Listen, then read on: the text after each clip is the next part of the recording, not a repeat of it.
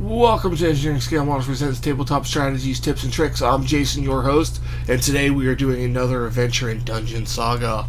We are doing Adventure V, Journey to the East. Let's go to the cameras. I know the lighting is bad. There's a silver ink on these cards, and it just reflects every light I have. And I think I had some issues with reading the cards with this side camera here. I haven't figured that completely out, but it's better than it was, so I'm hoping that we can do that. This time we are using our Elf Ranger, and I'm going to call her Maddie because I'm not going to butcher that name. And it's Denor, but I'm going to call him Dan because everybody has a nickname now. So, Journey to the East. In the second introductory adventures, the aim is to teach the rules for shooting and magic while introducing our remaining heroes, Dan and Maddie. Dan cursed for what felt like the millionth time as he stumbled over the debris underfoot. The hand that gripped and steadied his arm was vice-like. He was actually starting to develop a bruise under his robe. He was sure. However delicate and fey the she-elf looked, her strength was intimidating. Worse was the expression on her face, or rather the lack of it. He tried talking at first, but the stony silence had eventually been overwhelming. It wasn't that she cowed or even looked angry. He had taken any sort of show of emotion as a plus, but regardless of what happened or what was said around her, since the moment he laid eyes on Maddie, he hadn't seen even the barest flicker of any feeling cross those features. It was unnerving, to say the least. He was struggling to stand again with the grip tightened. He cried out, but the elf hissed him to silence. She was staring intently at something behind him. He turned, squinting in the darkness. The rattle of old mail against the bone came before the revenant appeared out of the gloom. Dan scrambled to get up, feeling the grip finally release as the elf drew her bow. Looking at her again, he saw a gleam in her eye, and a tight grin creased the porcelain features. He was struck by the fact that she didn't quite know in that moment what was to be more scared of. Okay, so again, we're doing Maddie the elf and Dan the wizard are used in this adventure. In addition to your heroes, you take the following cards. Okay, Maddie has a healing potion. Now watch the camera not work. Boom, the camera worked. Healing potion. Read it. It says the hero immediately removes one wound counter from his hero. And it is discarded. It's a one-time use thing. And then the wizard, Dan the wizard, has 3 Power 1 energy crystals. It's these cards right here. These allow him to add additional dice to a spell that takes dice. He may also use it to recharge a spell or use a spell higher level than he is. So he has spells. He has break wards. This is how we're going to get to the doors, and I'll demonstrate that. He has Feet of Stone. It's a major spell. It allows the target unable to move for the remainder of the round, and it must attack and defend at -1 dice. Addition to any modifiers. He has Flame Bolt, which is a minor pyromancy spell. The target suffers a 2 damage magical attack. And then he also has a major pyromancy spell called Burn. The target suffers a 4 dice magical attack. Now, for magic, I can cast 2 minor spells, or I can cast 1 major spell. I do have a feat that Dan can cast up to 3 different major spells. He may even cast even if they are currently recharging. So, it says different spells, so I don't think I can cast Burn 3 times, even though it's recharging. So, I only have 2 major spells. So, I don't understand. It's not really a feat that's going to do me any good right now. So we have an Overlord deck of 12, so that's going to be our timer. That's right here. So we'll take off 3 cards right away because that's the first hand of the Overlord. So that will start the first round. I have my Invisible Overlord deck here, and when someone will take their turn, then we'll flip that over and I'll go through all that. The Overlord has 2 commands per turn, and then there can be a maximum of 4 skeleton warriors and 1 skeleton archer. We're using archers this time. I have an archer over here that can be summoned.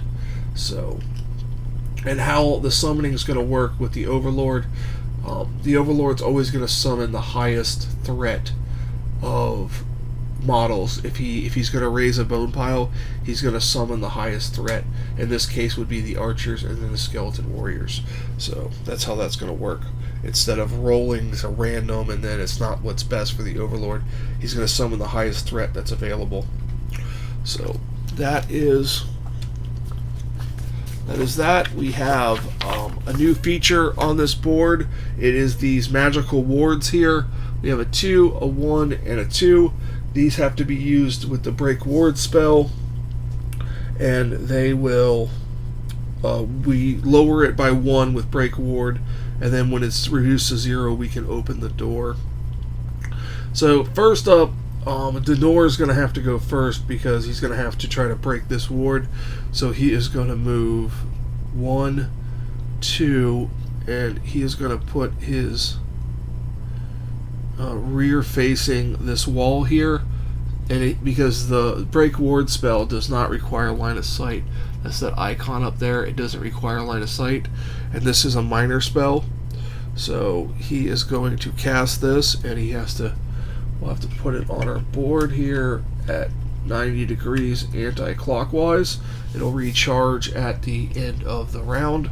So he casted break ward, so this goes down to a 1. So now we need to spend another turn there in order to break it. So now his turn's done. We need to draw an Overlord card to see if there's an interrupt. And this is the one card that's backwards. It's printed in reverse, and there is an interrupt. So it says number of models 2, marksman wounded, and the order is to surround. So currently there is no models that can be moved because these are behind a locked door here. So we have to raise some bone piles. So we will raise this one first, and this one will be an archer because that's the highest threat, and he will face this way. And then we will do this one here, will be a warrior, and then that's the 2. That's the number of actions. They don't get to activate this turn because they were just raised. Well, they'll be able to activate in the Overlord phase. But now it's Magna's turn. She is going to go. She's going to stand right here, and she's going to face this way. This is her rear arc back here. So this is her front section. And she is going to shoot the archer. And we check range, and we check line of sight here. So we have range. She has long range. If you look at her card, she has shooting dice long range 4. So we have long range. The skeleton archer has 2 dice in combat, and then it only has 1 armor. So Magna's going to get 4 dice. Get the dice out. Working on getting larger dice. I don't currently have blue dice that are larger, or white dice. So 2 and 4. We're going to roll these, and we get 2 5s, a 4. The 2 makes it because a 1 would be feeble, and they got a 3 and a 1. That's 4 hits. And if we look at the board here, skeleton archer, 4 hits, destroy, remove the model. So Magna took out the skeleton archer. Probably return soon. So Maddie's turn is done, and that's it. So now it would be the Overlord's turn. So we're going to flip a card for there, and they're going to be able to activate. We're going to ignore the number, and we're going to ignore the interrupt. And we get to activate 2 models per the quest, because your first card in the Overlord phase is number of models per quest. Well, there's only 1 that can move, and it wants to go to the armored or the weakest.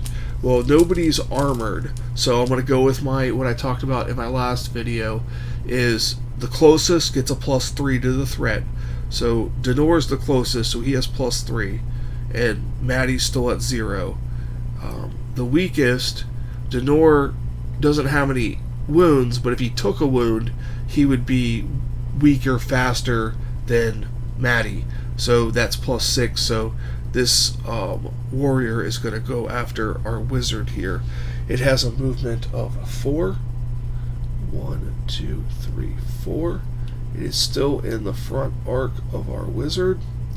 And the wizard gets 2 combat dice. And the warrior gets 2 combat dice. And Denor the wizard only has an armor of 1. And this is feeble. So we got a 6 and a 1. Luckily, we were able to defend that attack, and we did not take any damage. So that is this card done. Now we would draw another card, and this time we would activate the number, and we would follow this, but there are no models that can activate, and I can't raise any bone piles because there's no bone piles to raise. So the Overlord's turn is done. Now it's back to our turn, and Denor wants to go first. His spell is going to recharge in the end of round phase. So we've done that. So he can cast 2 minor spells. He is going to cast Break Ward, of course, to open this door. So we remove this 1 ward and we open this door, revealing all that's there. So that's that. That was his first minor spell. There's no rolling for that. And then he is going to cast Flame Bolt, which the target suffers a 2 dice magical attack. And he is going to boost that with a Power 1 energy crystal. This allows him to roll 1 additional dice. So we're going to discard that, and he's going to get a 3 dice attack on the skeleton that's attacking him. And if you look here, it needs line of sight and it's long range, so he's definitely within range. And may not be used when in the enemy front arc of an enemy. So yeah, he's not going to use that, so never mind that. Let's get our crystal back. So you can't use that when in a front arc of an enemy. So he is actually, we're gonna do our first breakaway. We're going to take our chances and do a breakaway here. We used our break ward. Oh, no, we can't because we used the spell, so we're stuck there. So we don't have any other minor spells, so I guess we can attack him with our 2 combat dice. So rolling 2, he has an armor of 2, so we'd have to get 2 hits to turn him to bones, but we'll see here. And we did not. That's feeble. Yeah, we did not. So the skeleton still stands. That is Denor's turn. Now we go to the Overlord's interrupt. It does not have an interrupt at the bottom, and it would have been 1 model, but it doesn't matter. So now Maddie's gonna go. Now how line of sight works is you have to do 1 corner to 1 corner and see if nothing is obstructing it. And nothing is obstructing this shot here. So I'm going to take a shot with my 4 dice. He gets 2. Hopefully we roll really well here. Ooh, we did. We got 2 6s, a 3. The 1 is feeble, but they rolled a 4 and a 3. And that is 3 hits. 3 hits there, and 3 hits is destroy, remove model. So we remove this. Probably should have had her go first, but that's fine. So that is the end of the hero's turn. Now the Overlord gets to go. His first card is going to be 2 actions, 2 activations because of the quest rules, and they want to go to Armored Quest. Now, nobody's armored. The closest would be Denor, so he gets +3. And then it says quest. Quest is anyone carrying a quest item or that is required to finish the quest. Well, Denor has Break Ward, and that needs to go through be the way to win the quest. So he is going to be the target of this. Nobody can reach them, and it would need to be a support order.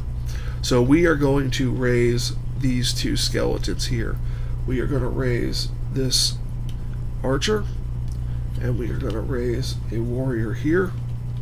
So that's the two actions from the quest book, and then we will draw the next card, and we're going to activate one to go armored wounded, and it's an attack order, and we don't worry about interrupt. So we are going to move one of these guys. 1, 2, 3,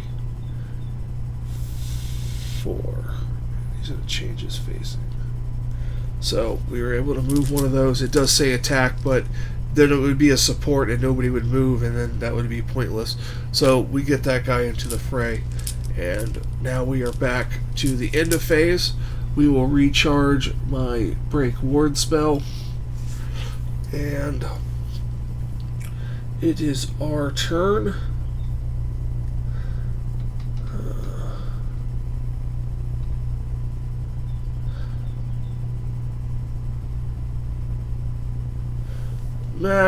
Maddie has a movement of 8. She's going to go 1, 2, 3, 4, 5 to that space there. Let me just make sure there's no enemies that spawn. Well, I really shouldn't know that, but I just want to make sure I did that right. Yeah, I did that right. So, okay. So she's going to move there, and she's going to attack this skeleton warrior that's coming up. She gets her 4 dice. He gets his 2. Hopefully she does well again. Ooh, not too well this time. So this is feeble, and we got a 6, a 5, but they got a 6 and a 3. We score 2 hits because this cancels out because he blocked it, and then the 5 and then the 4 is attacked and goes in. This is returned to a pile of bones because that's what 2 hits does. So that's a pile of bones, probably going to be raised again. But that is Maddie's turn. It is now check for an interrupt. There is an interrupt, and this is a nasty one. It's got 3 models to move, and it wants to attack spellcasters and unarmored. If we apply our rules to that, unarmored is 1 or 2. That would be Maddie and Denor, so they both get +3. The spellcaster would get +3, giving him 6, but Maddie's closer, giving her +6. So we're going to see they want to pin them. So we are going to move the 3 models. First, we're going to move this model 1, 2, 3, 4. And then we're going to move this model here. And it is going to shoot our elf with 3 dice first. My 3 dice, 2 dice. Nope, 3 dice. They have a long range shooting of 3 dice. I have an armor of 2. So let's see here. They rolled well. So they rolled 2 6s and a 5. I rolled a 6 and 2 5s. 1 hit goes through, so that means I will take a wound. Now, I could use my healing potion. This may be used during our Overlord's turn to respond to taking a wound from an attack. It will prevent the wound from being added. But I'm not going to worry about that. I can still take 1 more before I'm injured, and I take a penalty. So that will be that. So that is... Oh, still have 1 more to move. 1, 2, 3, 4. This guy's gonna go right here, ready for action. So it is now on to our turn. Denor is gonna go 1, 2, 3, and now he is going to break ward to open this door for us for next turn. For a minor spell, because it only had a ward of 1. So now that way is open. We just need to get this open again. And now he is going to cast Flame Bolt.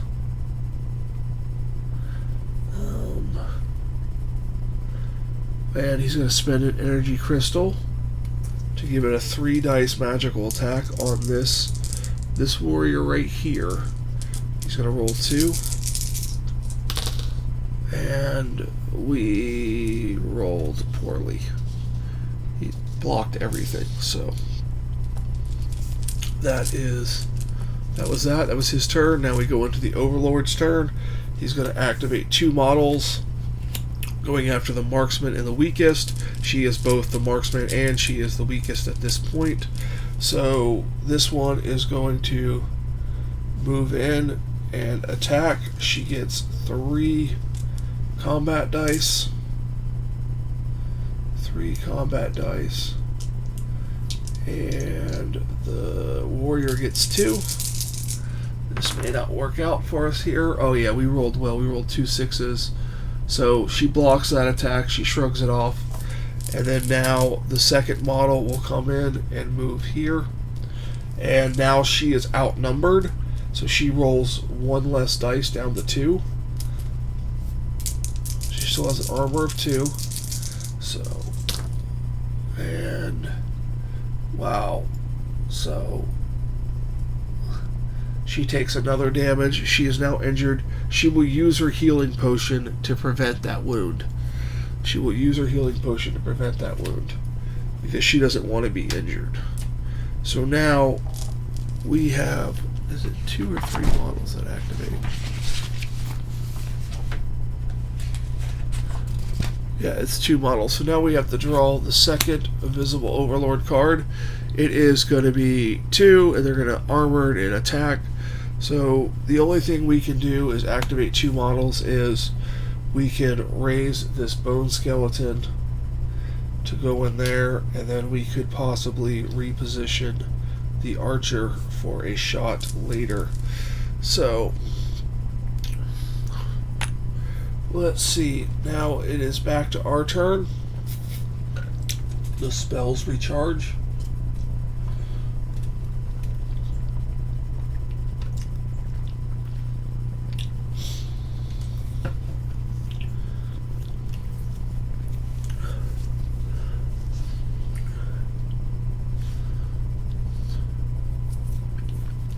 Now, I'm going to make a house rule here on this feat focus.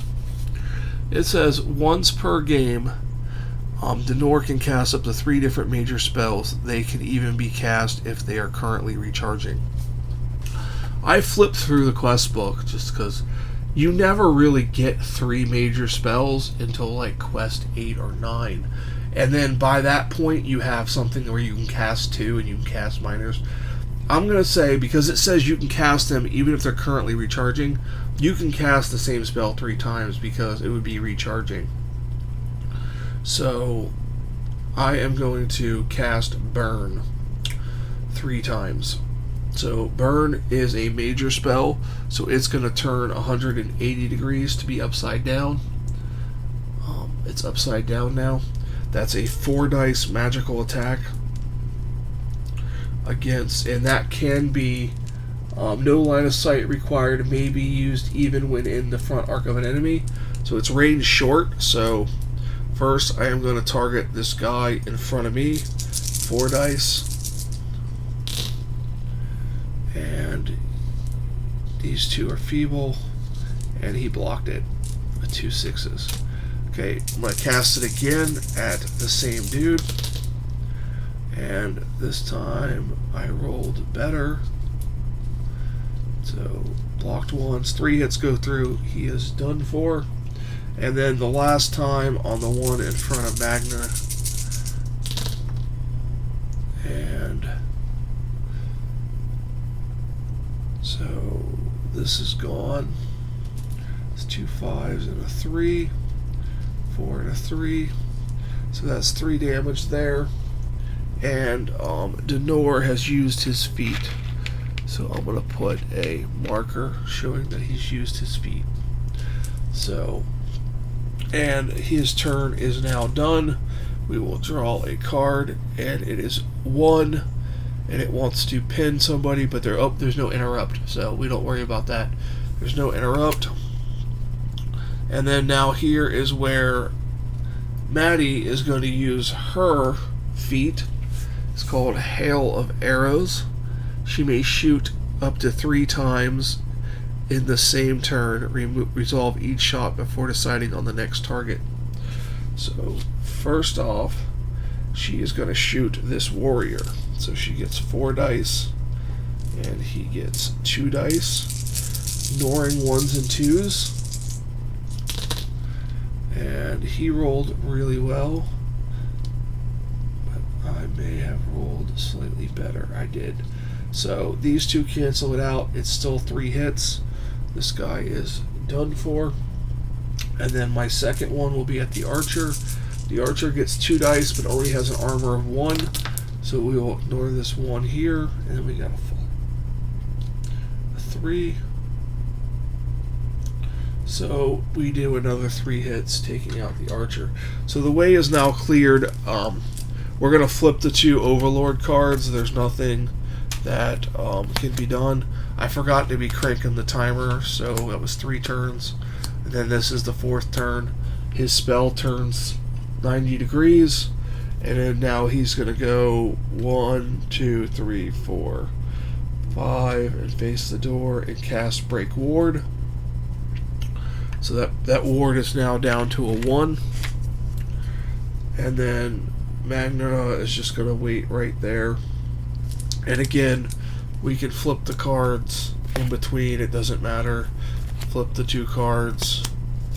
It doesn't matter because there's no enemies that can act. The timer goes again. And then on his turn, these recharge.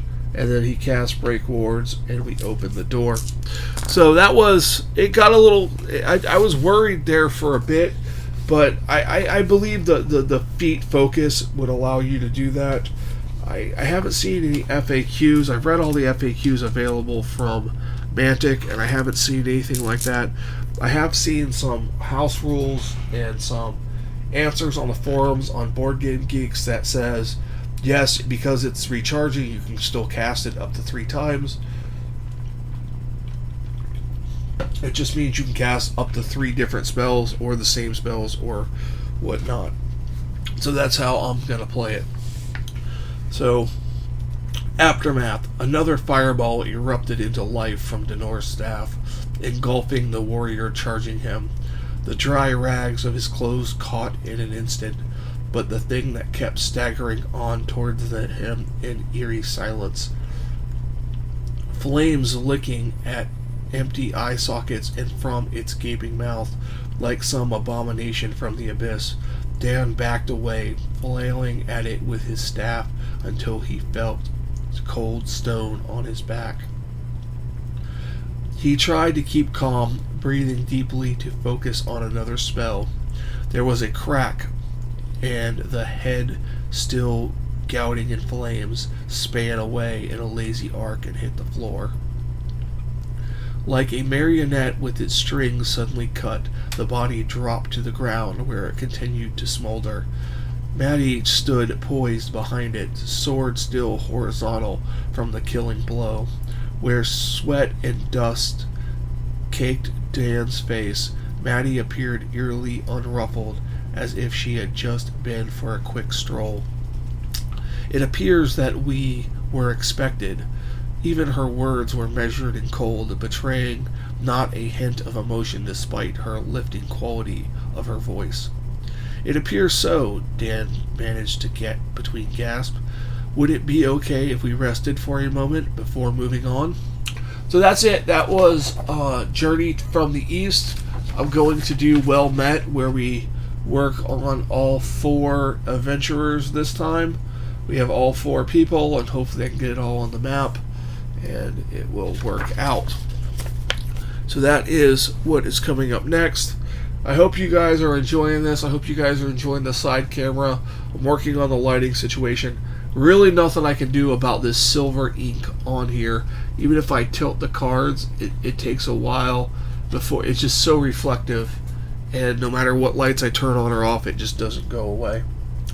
So that's going to do it for this video, guys. You can check me out on these social media links. Links are in the description below. You can also find me on Patreon and support the channel that way. I also post my house rules, custom rules, and all my content. It's really the only place I have a forum to post things. There's no need to sign up. The information is just there on the main page. You just check it out. You don't have to sign up or anything. Thank you guys so much, and I hope you have a fantastic day.